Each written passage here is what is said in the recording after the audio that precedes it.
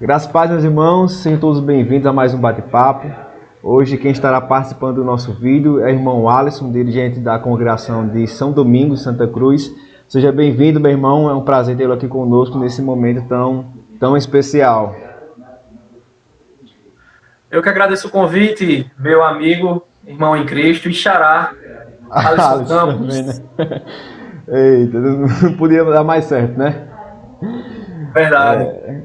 Então, meus irmãos, hoje nós estaremos abordando um tema muito interessante e talvez seja até desconhecido pela maioria dos evangélicos. Quando a gente fala sobre a questão da guarda de um dia, soa muito estranho para alguns irmãos evangélicos, porque talvez eles de início pensem que estejam falando da igreja adventista do sétimo dia, ou então estejam falando da igreja romana sobre a guarda do domingo, ou simplesmente desconhecem qualquer assunto sobre a guarda de um dia.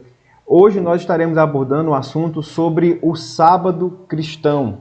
Por isso, a Alisson estará aqui conosco, abordando esse tema que tem uma implicação muito importante, doutrinária, para a nossa vida, para a nossa vida com Deus, a nossa igreja, a nossa congregação. Então, Alisson, eu gostaria aqui de lançar a primeira pergunta, para a gente poder aqui começar o nosso bate-papo. O que seria, ou de onde vem também o conceito da guarda de um dia? Ok.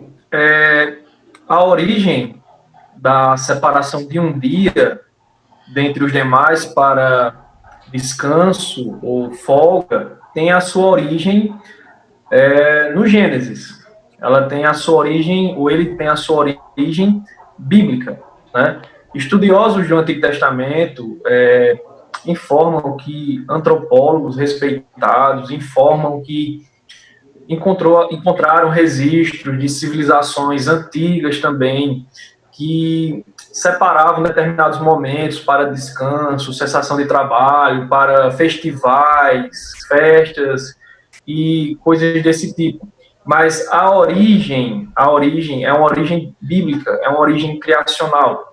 Ou seja, no Gênesis, na criação, nós encontramos ali os atos criacionais do Deus Trino, em que ele trabalha e cessa, descansa. Então, naquele momento ali, é deixado para a humanidade um modelo. Um ciclo semanal é estabelecido, com 7 dias, em que é necessário que haja um momento em que as pessoas parem de trabalhar, e não somente elas, aqueles que estão debaixo de suas autoridades, como família e animais Servos, né? domésticos. Perdão? Servos, né? Exatamente. Mas a origem em si mesmo é a origem bíblica, né? Esse modelo de trabalhar e cessar em determinado momento tem sua origem bíblica. Então, nações antigas, repito, já também viviam conforme esse modelo também, ainda que de maneira um pouco deturpada, mas o conceito, a origem, ela é bíblica. Ela está lá no Gênesis, né? Gênesis capítulo número 1, capítulo 2. Eu acho que já no capítulo 2, Deus ele já santifica, né? O Exatamente. sétimo dia, Ele separando, né? Bacana. separando os domingos. Isso. Então, como era o sábado, já que estamos falando sobre ele, na Antiga Aliança? Como nós podemos compreender o sábado na Antiga Aliança?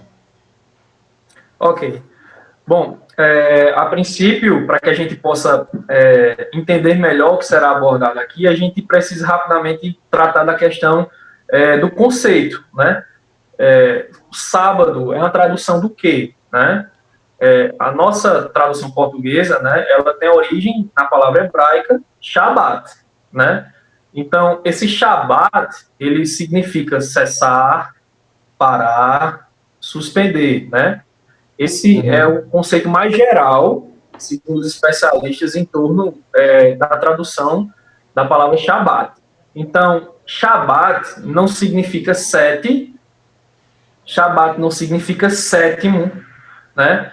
Mas significa parar, cessar, descansar, né? Então, esse dia foi instituído pelo próprio Deus ao seu povo, conforme a gente acabou de falar agora, na criação, um modelo ali é estabelecido em que se trabalha e se descansa, né? Uhum. E a importância desse modelo é reafirmada quando nós vemos que, quando Deus vai estabelecer os 10 mandamentos com o seu povo, ele fixa, né, esse entendimento no quarto mandamento. Então, quando ele está lá entregando os 10 mandamentos a Moisés, ele estabelece esse conceito de trabalhar e descansar como o quarto mandamento dentre 10 mandamentos, na chamada lei moral, né? Então, a importância desse conceito, a importância de todo esse aspecto é reafirmado quando ele estabelece ele dentre os mandamentos. Então, como é que se dava esse dia de descanso, né, na Antiga Aliança? Esse dia de descanso na Antiga Aliança, no Antigo Testamento, ele ocorria no sétimo dia da semana. E esse dia era separado, obviamente, conforme a gente já falou, para descanso, cessação de atividades, né? Os homens precisam repor suas energias, os animais precisam descansar também, a terra, né?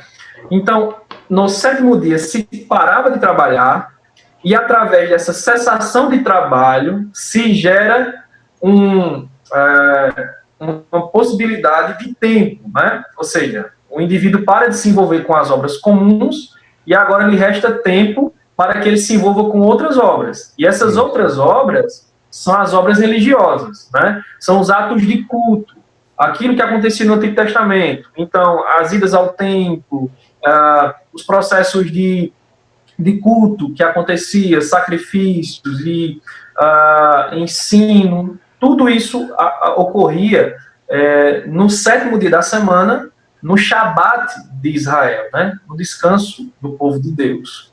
Então, este dia era celebrado com muita alegria, né? Porque se descansavam e se envolvia com outro tipo de trabalho, que são os trabalhos litúrgicos, trabalhos de adoração e culto a Deus, etc. e etc. Então, o dia de descanso não é simplesmente um dia que hoje eu vou folgar de tudo, vou né, fazer o que eu quiser, vou ter um lazer que eu quiser e colocar qualquer tipo de atividade. Não é dessa forma, né, que seria o dia de descanso, né? Tem implicações para que sejam realizadas nesse dia de descanso, não é isso? Exatamente, né? Há um propósito. Então, se cessa de trabalhar com as obras comuns para repor energia e direcionar todo o tempo, né, daquela folga, ou tanto quanto for possível, para os atos de adoração. Então, há um propósito. Então, se enganam aqueles que podem apenas descansar e guardar o mandamento apenas descansando, né? E como seria, já que você acabou de falar sobre o sábado na Antiga Aliança, como é que nós podemos entender o sábado na Nova Aliança? Como ele é administrado agora? Ok. A gente precisa entender que o quarto mandamento, né, ele tem o aspecto de moralidade. É um mandamento moral. E ele está muito presente nas páginas do Antigo Testamento. Muito presente, muito presente. No Novo Testamento, nós vemos que essa presença, ela diminui, né? Não se fala tanto do sábado ou do quarto mandamento, né, na Nova Aliança, né? Então, como é que acontecia essa guarda do mandamento na Nova Aliança? Bom, primeiro a gente precisa entender que é um mandamento moral. Se ele é moral, assim como o adultério, roubo, furto, assassinato, eles continuam em vigor. Sim. Mas como é que a gente pode entender e compreender a presença do quarto mandamento na Nova Aliança?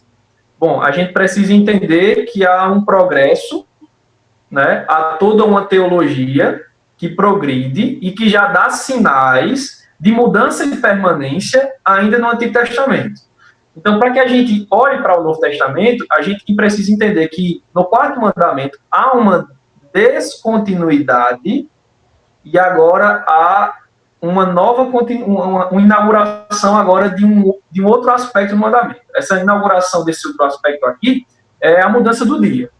Então, quando a gente está no Novo Testamento, a gente observa que há um dia que é denotado como um dia muito especial. E esse dia, que é muito falado, é o primeiro dia da semana, ou seja, o nosso domingo, né? Então, se fala muito sobre o primeiro dia da semana. Cristo ressuscita nesse primeiro dia da semana, o Espírito Santo desce no primeiro dia da semana, lembrando que ainda nesse primeiro dia da semana em que Cristo ressuscita, ele aparece aos seus discípulos. 8 dias depois, novamente Cristo reaparece aos seus discípulos, está lá no Evangelho de João. Ele meio que propositalmente não, eu entendo que ele tem um objetivo específico com essa forma de aparecer propositalmente. Ele ressuscita no primeiro dia, aparece, depois propositalmente reaparece 8 dias depois, né? Então, o Espírito Santo desce também no primeiro dia da semana sobre a igreja, Atos capítulo 2. Nós vemos ali também o apóstolo Paulo, né, celebrando a Santa Ceia do Senhor no primeiro dia da semana. Nós temos a coleta que era feita para os pobres e necessitados, também sob a orientação do apóstolo Paulo, que seria feita também no primeiro dia da semana. E nós temos o testemunho do apóstolo João, em Apocalipse 1:10, em que ele informa que recebeu a revelação do Apocalipse no chamado Dia do Senhor. Dia do Senhor.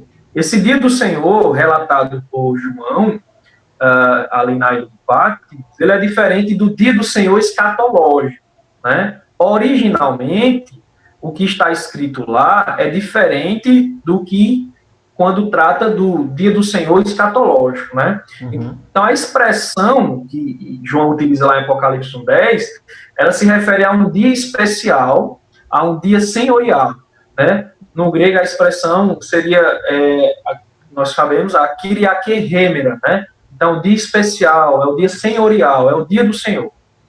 Essa expressão, ela se dará continuidade nos primeiros cristãos, primeiro século, segundo século, terceiro século. Então, quando se trata do dia do Senhor, com referência a João, está apontando para o primeiro dia da semana. Então, quando a gente olha para o Novo Testamento, Alisson, a gente vê o primeiro dia da semana marcando ali questões especiais, né? Uhum. Questões importantíssimas. E quando nós olhamos para o sábado, nós temos algumas questões relacionadas. O sábado, como me refiro ao sétimo dia. Então, nós temos algumas questões ali que o apóstolo Paulo trata, principalmente na carta que ele escreveu aos Colossenses, capítulo 2, em que ele relata que aqueles irmãos não poderiam ser julgados pelo fato deles guardarem dias de festas, luas novas e sábados,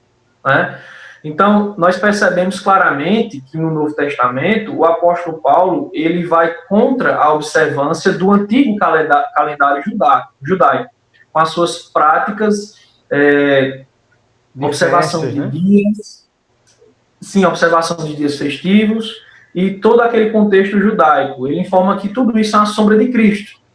E falando de Cristo, qual é o posicionamento de Cristo referente ao quarto mandamento? Bom, a gente precisa entender que quando a gente olha para Mateus capítulo número 12, nós vemos ali o Cristo, o nosso Cristo, tratando muito pertinentemente a respeito dessa questão. Porque ele está ali com seus discípulos, à fome, eles colhem espigas, se alimentam delas, e imediatamente os fariseus passam a interrogá-lo, dizendo que era ilícito fazer o que eles estavam fazendo, que era quebra do mandamento. E aí, imediatamente, Cristo cita alguns exemplos do Antigo Testamento, e ele informa que o dia foi feito para o homem, né? E não o homem para o dia. O que Jesus está dizendo ali é que o dia ele está servindo ao homem, para o bem do homem.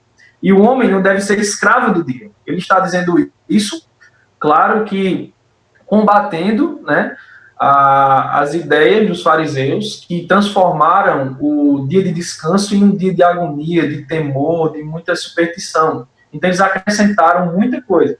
E o próprio Cristo chega a dizer, isso é muito importante para a gente também, ele chega a dizer que ele é o Senhor do dia, né? Então ele é o Senhor do sábado. Mas que sábado? Ele é o Senhor do descanso, né? O nosso português, ele traz essa confusão, porque quando a gente lê na Bíblia, ou quando alguma pessoa que está se deparando com o texto bíblico, quando ele faz a primeira leitura, quando ele vê lá sábado, sábado, sábado, imediatamente a língua portuguesa irá remetê-lo ao sétimo dia da semana, né? Então, precisa se explicar. E quando se está falando de sábado, sábado cristão, está se referindo ao descanso cristão, né? Ao Shabat, ao descanso, ao Shabat cristão. Então, Jesus disse que ele é o Senhor do descanso. Ele não abole o descanso. Ele não descarta o descanso, né? Em nenhum momento Cristo anula isso. A gente precisa lembrar também do escritor aos Hebreus, que no capítulo 3 e no capítulo 4, ele desenvolve muito bem essa questão da necessidade do descanso e informa ali, no capítulo 4, versículo 8, 9, 10 e 11, a necessidade da permanência do descanso na nova aliança. E aí ele chega a dizer, no versículo número 9, capítulo 4, que resta um descanso sabático para o povo de Deus. E aí ele aponta esse descanso como sendo, ou como ocorrendo, ou sendo posicionado no dia em que Cristo entrou no seu descanso. Está lá no versículo de número 10. Então, ele informa que resta um descanso. Os judeus, né, recebem aquela carta de judeus convertidos. Muito provavelmente eles estão ali, muitos retornando às práticas judaicas. Então, o escritor ele está escrevendo para que eles permaneçam firmes na fé. Então, pelo fato do sábado ser uma questão muito presente entre os judeus, ele trata isso, olha, no capítulo 3 e no capítulo 4, informando que eles devem atentar que, ainda assim, na nova aliança, resta um descanso sabático para o povo de Deus, embora esse descanso não seja mais posicionado como era no Antigo Testamento. Ele agora está posicionado com base no descanso do Deus Filho. E qual é o dia do descanso do Deus Filho? O primeiro dia da semana. O dia que ele ressuscitou dentre os mortos, no dia que ele concluiu a obra de redenção, no dia que ele descansou de suas obras. Então ele vai desenvolver muito bem essa questão, informando que nós devemos descansar com base no descanso de Cristo. Mas a gente precisa entender também que essa transição, ela já está sendo apresentada ainda mesmo no Antigo Testamento, Alisson. Quando nós olhamos para a própria lei de Deus, né, em Êxodo capítulo 20, e depois na sua repetição, em Deuteronômio capítulo 5, é só comparar os textos, um com o outro, né? Os textos são idênticos, né? Os mandamentos não se alteram, embora haja uma mudança presente ali. Quando se lê Êxodo capítulo número 20, Deus explica por que é que o povo deve guardar o dia do descanso. Então ele vai dizer que o descanso deve ser guardado para que o povo se lembre que eles foram criados. Está lá o motivo. O primeiro motivo para se guardar o mandamento é a criação de Deus. É a criação de Deus. Ou seja, Deus criou e descansou. Então, ele deixou um exemplo estabelecido. Então, o povo também deve seguir esse exemplo. Deve trabalhar, deve produzir e deve descansar. Êxodo 20. Mas quando se vai para outro texto de Deuteronômio, capítulo 5, o motivo para a guarda do mandamento, ele muda. Ele muda. Então, quando se lê Deuteronômio 5, se percebe que ali, o motivo para a guarda do mandamento não é mais a criação, e sim a redenção, a libertação do povo do Egito. O povo era cativo e Deus os libertou com um braço forte e estendido. E o povo precisava descansar e celebrar aquele dia, se lembrando que eles eram escravos e agora não são mais. Então, há dois legítimos motivos no Antigo Testamento para que o povo de Deus guardasse o dia de descanso. Primeiro, a criação, e segundo, a redenção ou libertação. O pastor Paulo Brasil, tratando disso, ele diz que o germe da mudança, né, entre aspas, já está estabelecido na própria lei. Então, de que forma a gente pode entender essa mudança já estabelecida na própria lei? Bom, quando a gente olha para a obra completa de Cristo, quando a gente olha para aquilo que Cristo fez, completou e concluiu ao primeiro dia da semana, todos aqueles que creem nessa obra de Cristo, eles são feitos, conforme o apóstolo Paulo nos diz, nova criação, ou novas criaturas, ok? Uhum. Mas também todos aqueles que creem na obra de Cristo, na sua vinda, morte e ressurreição ao primeiro dia, também são redimidos, também são libertados, não do Egito, mas de Satanás, da carne e do mundo. Nós também éramos escravos, mas agora estamos em Cristo e Ele nos libertou. Então, é importante que se faça essa comparação. A antiga guarda do mandamento se baseava na antiga criação e na antiga redenção. Aqueles que guardam o primeiro dia da semana também estão baseados na criação e na redenção. Mas não mais na antiga criação e não mais na antiga redenção. E sim agora na nova criação e na nova redenção em Cristo Jesus. Logo, nós descansamos no dia em que o nosso Criador e no dia que o nosso Redentor descansou. Ou seja, no primeiro dia da semana. Então, o ciclo semanal permanece o mesmo, né? Uhum. Trabalho e descanso.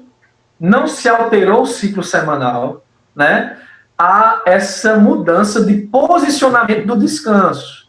O descanso não ocorre mais no sétimo dia, o descanso ocorre agora no primeiro dia, né? Não com base nas obras dos homens, não com base em qualquer outra coisa, e sim com base nas obras do Deus Filho, né? Através da obra de redenção, dessa obra completa, né? É por isso que o apóstolo Paulo fala da importância da ressurreição. Sem ressurreição não há fé, sem ressurreição não há evangelho, sem ressurreição não há propósito de vida, sem ressurreição não há nada, né?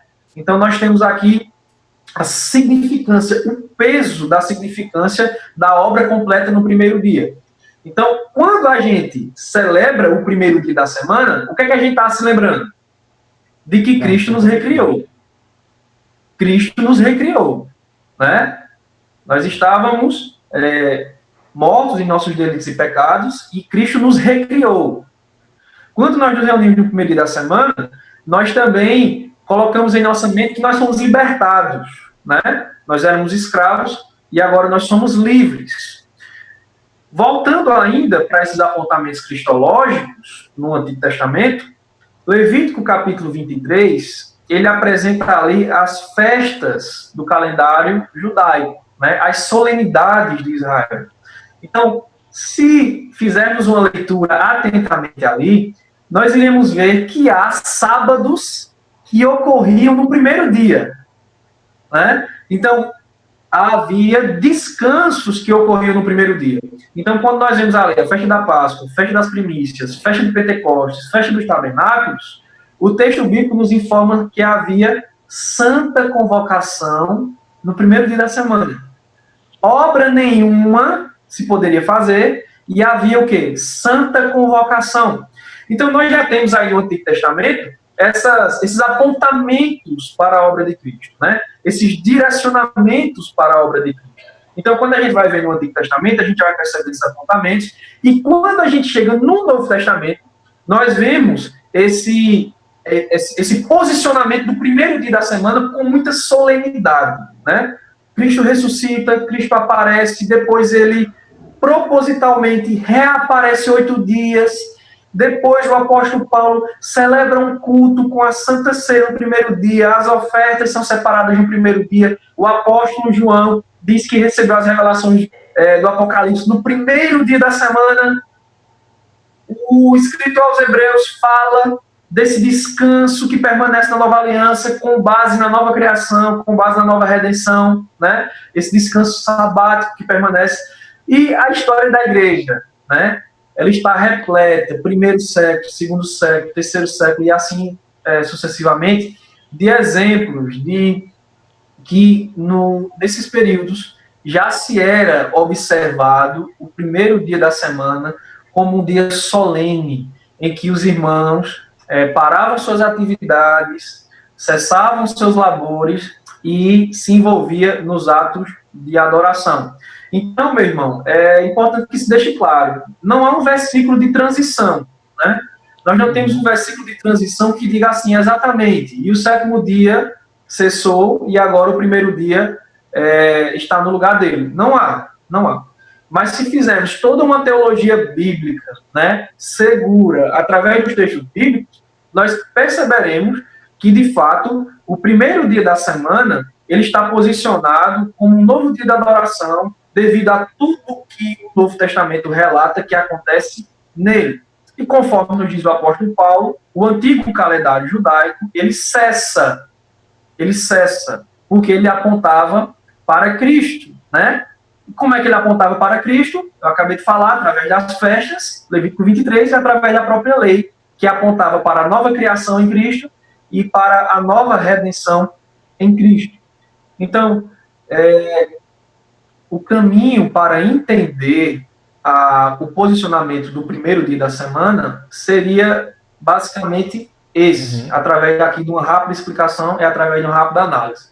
É preciso que se diga também que nós não temos na Escritura a palavra domingo ali, né? Então, quando eu vejo alguns debates entre adventistas ou judeus e cristãos que guardam o primeiro dia, eu vejo muita gente comentando, né? Cadê o domingo na Bíblia? Né? Cadê o domingo na Bíblia? Eu só vejo sábado. O domingo não está na Bíblia. Vamos dizer que o domingo em inglês vai falar, né, de um deus pagão, e por aí vão usar essas outras argumentações, né?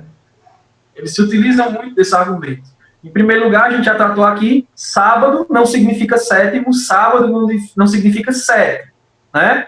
Sábado significa descanso.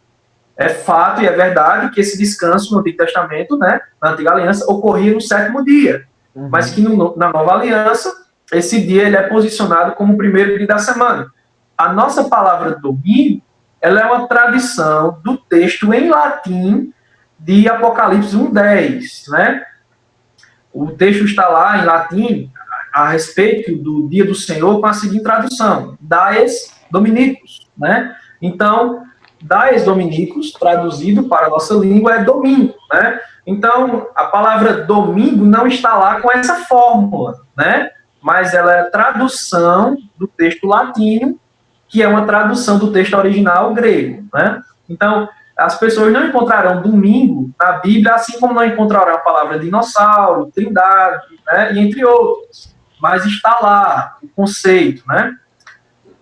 Então, seria mais ou menos isso, Alisson, esse processo de transição entre sábado do sétimo dia para o sábado do Novo Testamento, que é o nosso domingo, que também é chamado de dia do Senhor, o dia senhorial, o dia que Jesus ressuscitou dentre os mortos e cessou a sua obra de redenção. E nós podemos, se assim, né, tiver certo, poder compreender também essa transição, essa nova administração, assim como nós entendemos a circuncisão e a Páscoa como era administrada na Antiga Aliança, e que na Nova Aliança eles passaram por um processo de mudança em sua administração. A Páscoa agora, no caso, é administrada pela Santa Ceia, e a circuncisão agora é feita, no caso, pelo batismo, né? Então, seria dessa forma. Podemos entender também essa mudança do dia, pegando esses exemplos, né? Exatamente, correto. Então, Cristo é o eixo de todas essas mudanças. Ele é o eixo de todas essas mudanças, né? Então, quando a gente olha para a obra dele, a gente consegue perceber muito claramente essas mudanças estabelecidas. Porque esses fatos aí que você falou são fatos muito fortes. A ressurreição de Cristo, o fato de, com um propósito, ele aparecer somente no primeiro dia.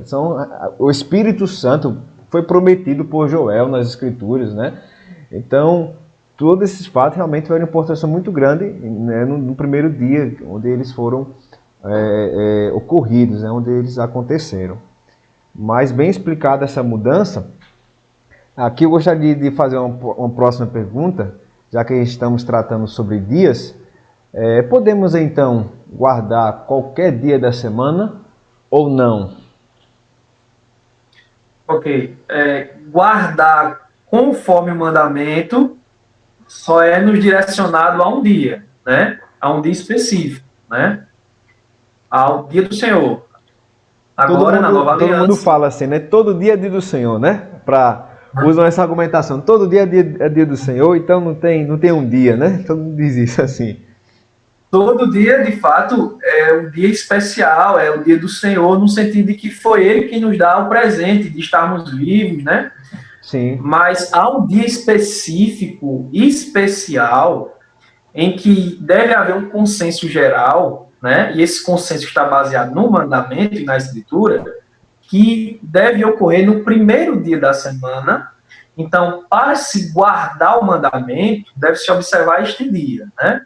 Eu posso me aproveitar de um feriado e descansar nesse feriado, eu posso me aproveitar de um dia de folga na segunda, na terça, na quarta e descansar, eu posso buscar a Deus nesses dias sem problema nenhum.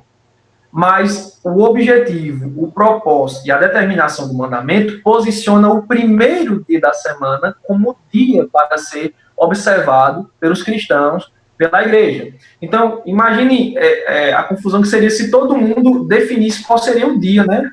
Era isso que eu ia Então, falar agora. Isso é uma bagunça. ia ficar uma bagunça e isso ficar meio complicado, né, para a igreja se reunir e tudo mais. Então, há uma sabedoria divina por trás de tudo isso, né? É um padrão divino estabelecido. Então, repito, eu posso descansar em qualquer dia da semana, desfrutar de um bom descanso, né? Buscar a Deus, mas para guardar o mandamento, o domingo está posicionado como um dia específico para isso. Amém.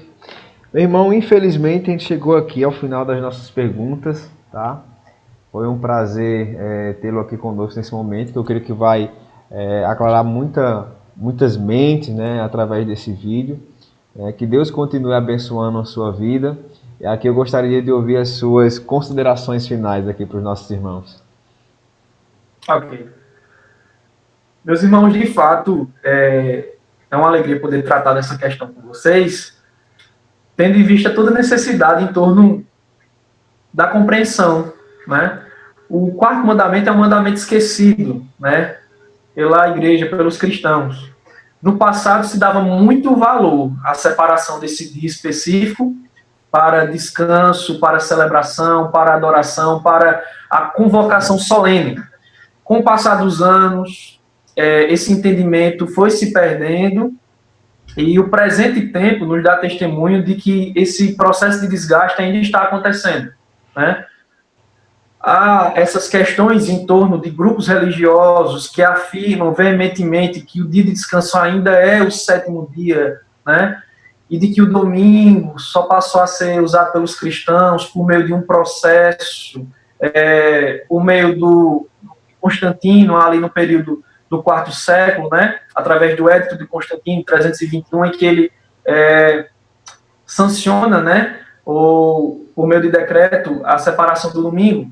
Os cristãos já faziam isso bem antes. O que ele fez ali foi só afirmar aquilo que já ocorria. Exatamente. Ele só oficializou uma prática já existente. Mas o que eu preciso dizer para fechar a minha fala é que a gente precisa entender que os mandamentos de Deus foram dados a nós para o nosso bem. Eles não são penosos, né? O dia do descanso foi feito para o homem, ou seja, para o nosso bem. Então, nós precisamos atentar para as palavras de Deus e desfrutar da bênção desse. Logo, a gente precisa clarear muito bem isso em nossa mente, entendendo que quando nós guardamos o mandamento, nós estamos obedecendo a Deus, nós estamos atendendo a sua convocação. Então, seria muita falta de entendimento de minha parte se eu selecionasse apenas alguns mandamentos para guardar dentre os 10. Todos os 10 mandamentos devem ser guardados e observados com toda força, ânimo e vigor. Então, a gente deve observar o dia do Senhor como um dia de bênçãos, um dia de gratidão, em que os verdadeiros cristãos se lembram da obra redentora de Cristo Jesus e, através desse dia, através do ajuntamento solene, através da reunião para culto que ocorre nos primeiros dias da semana, ou melhor, no primeiro dia da semana, nós entendemos que todas as vezes que nós nos reunimos, segundo o texto bíblico, nós estamos dando testemunho ao mundo que nós aguardamos o outro dia do Senhor, o dia escatológico, que é o dia em que, de fato, e de uma vez por todas, o Senhor irá convocar a sua igreja para ela desfrutar do sábado eterno do Senhor. Então, quando nós entrarmos na eternidade, nós estaremos nesse sabá, nesse Shabat eterno, né? Adorando ao nosso Rei, Salvador e Redentor. Então, há uma importância muito grande sobre a separação deste dia, sobre a guarda do quarto mandamento, né? Não deve ser penoso, não deve ser algo triste, não deve ser algo que traga desgaste sobre nós, deve ser um momento de alegria, de crescimento e de devoção ao Senhor. É só apenas um detalhe, Alisson, para a gente encerrar. Fica à vontade, fica à vontade. Algumas pessoas podem perguntar, mas, irmão, e eu trabalho no domingo, eu não tenho condições, o que é que eu vou fazer? Bom, o próprio Cristo nos informa em Mateus capítulo número 12 que há determinados trabalhos que não podem ser feitos no dia anterior, nem podem ser deixados para ser feitos no dia posterior. Então, há trabalhos que não podem ser feitos no sábado, nem podem ser deixados para fazer na segunda. Então, ele cita até o exemplo de um boi, né, que caiu ali na cova. E aí ele pergunta, será que esse animal vai ficar ali perecendo e ninguém vai ajudar ele pelo fato de ser um dia de descanso? É uma obra de misericórdia, a ajuda àquele animal, né? Cristo também é acusado de quebrar o dia de descanso porque ele curou. E aí Cristo diz que é lícito nos sábados fazer o bem. Então, nós temos aqui duas possibilidades para que os cristãos genuínos se envolvam no dia do Senhor em atividades comuns, né? Em primeiro lugar, deve-se ter muito bem compreendido em mente que a pessoa que trabalha no dia do Senhor, ela está fazendo porque não há outra opção, né? Então, nós temos aqui, na cidade de Santa Cruz, a feira, que ocorre aqui no Moda Center em determinados períodos do ano, no domingo, né? Então, há irmãos que só têm essa fonte de renda. O que é que vai fazer? Então, se trabalha. É uma obra de necessidade, né? Cristo diz que é lícito, nos sábados, fazer o bem, né? É um boi na cova, né? Precisa ser tirado, precisa ser trabalhado. Então, se trabalha. Outro exemplo aqui de obras de necessidade, pessoas que trabalham, irmãos que trabalham na área médica, em plantão, em hospitais. Chega um paciente lá, uma mulher para dar à luz, não vai ter médico nesse hospital, né? Não tem que ter médico, né? É uma obra de necessidade, né? É uma obra de necessidade, misericórdia. Os policiais para manter a ordem, né?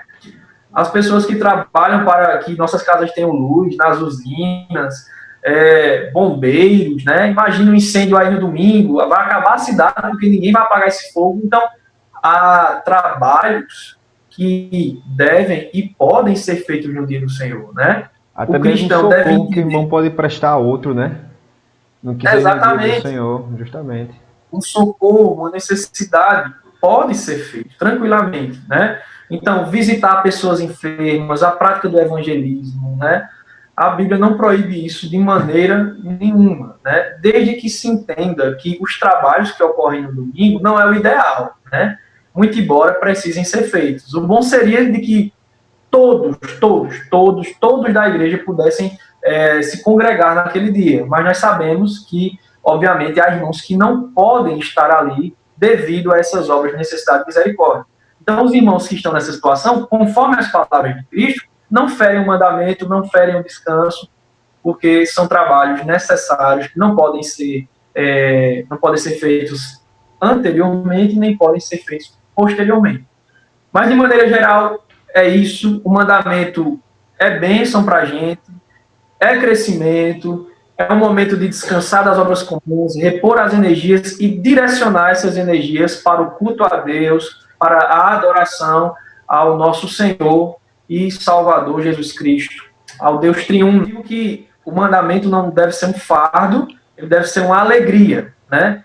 Deus está pedindo para que você pare de trabalhar, descanse, né? Ninguém é uma máquina, os animais também não são, né?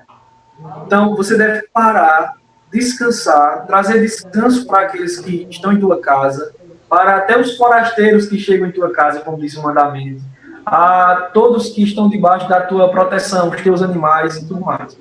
Então, isso deve trazer um conforto e deve nos direcionar para um outro tipo de trabalho, que são as obras ou os exercícios, né, de adoração a Deus. Exercícios particulares, oração, leitura da palavra, e de maneira pública, indo à casa do Senhor, se reunindo com a igreja, adorando a Deus e guardando, né, o quarto mandamento desta forma, desta maneira. Então, eu espero que possa ter trazido esclarecimento em torno desse tema tão pertinente, né, e tão atual como é a questão do quarto mandamento, né?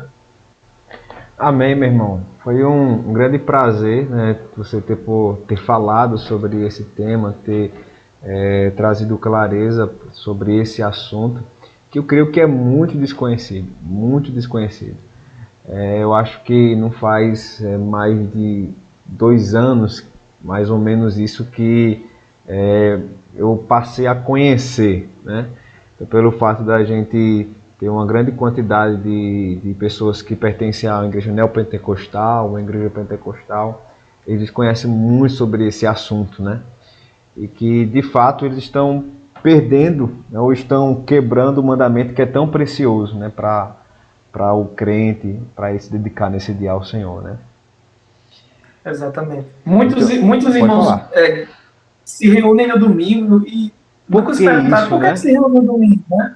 Por que aqui, de maneira geral, se reúne no domingo, né? Porque a maioria das igrejas abre no domingo, né?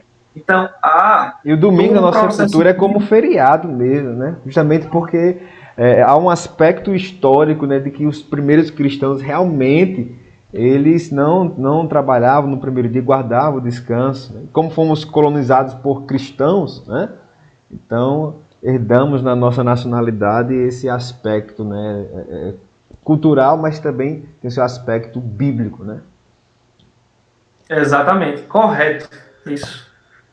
Então, meus irmãos, nós ficamos por aqui. Deus abençoe você. Siga a gente aí no nosso canal. E eu agradeço mais uma vez enormemente ao nosso irmão Alisson. E quero ver você aqui nos outros próximos bate-papos, viu? Depois a gente vai ver outro tema aí para você estar aqui falando conosco. Tá certo? Com certeza. Prazer foi meu, meu irmão. Estou à disposição. Deus abençoe a todos. Amém. Deus abençoe e um forte abraço.